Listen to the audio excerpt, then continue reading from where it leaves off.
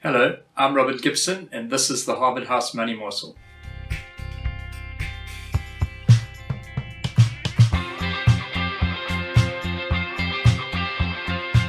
Welcome back. Thank you for joining us again. Please don't forget to like and subscribe. Click the bell so you get a notification when we release a new video. I'm sitting today with Willie Pelser again. Welcome, Willie. Yeah, thank you, Robert. Willie, I've noticed that for the first time in I don't know how long, the platinum price has sneaked over $1,000 an ounce, and all the commodity prices have been sneaking up. Obviously, part of it on the Middle East, but you highlighted some interesting data or observations out of some research that you've been doing recently. Won't you fill us in on? Yeah, Robin, I think it's one of those, the last 2 years, even our talks here or everything in the press is, when are we going to get interest rate cuts, and what is the dot plots and and all of these things. I almost want to say, so when we were sleeping, things started to change a little bit. So yes, as you mentioned, commodity prices have moved.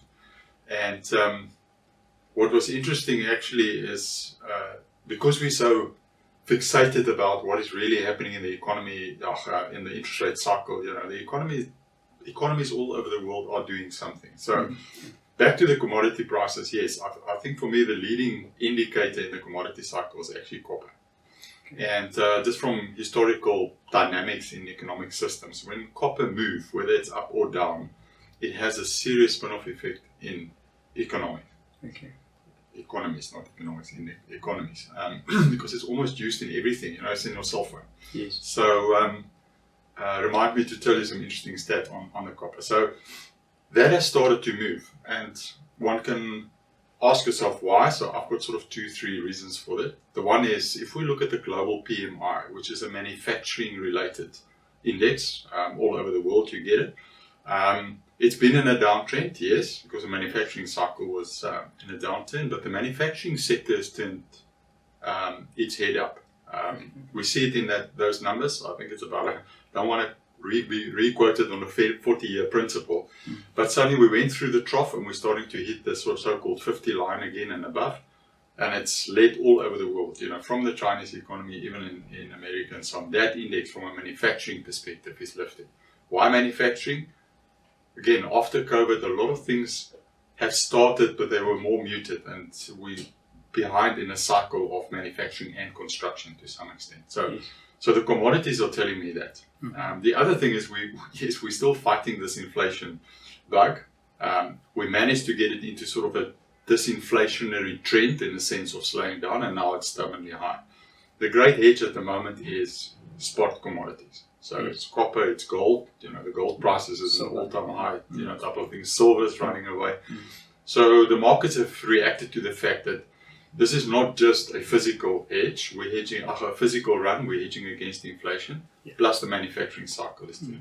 And we mustn't lose sight that big industries like in China and so on have been short on inventory and short, as I say, in actually making stuff again.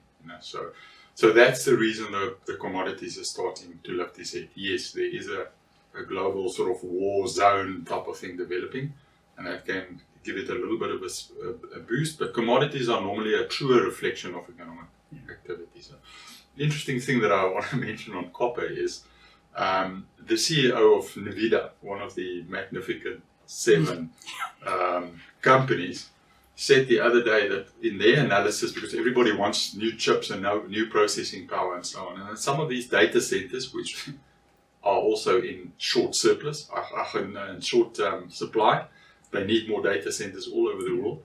They figured out that from a fiber connection perspective within these centers, the heat buildup is too much. Okay. So copper is starting to replace some fiber within the data centers. Okay. So there's a new dynamic developing. His comment was actually, we mustn't forget that, yes, AI is pushing the world into a new direction. And in my terms, the old economy is not going to be left behind. And that's what I read into this copper scenario as well. So, despite the fact that the economies are struggling to lift, we're still waiting for a recession somewhere. Interest rates are lagging. The crux of the economic activity in the world is lifting its head slowly. And Willie, is part of this, I mean, we're going into a new economy from a sense that, data centers are the next big thing, and obviously they can use power that's maybe at a time when the rest of us aren't at peak power.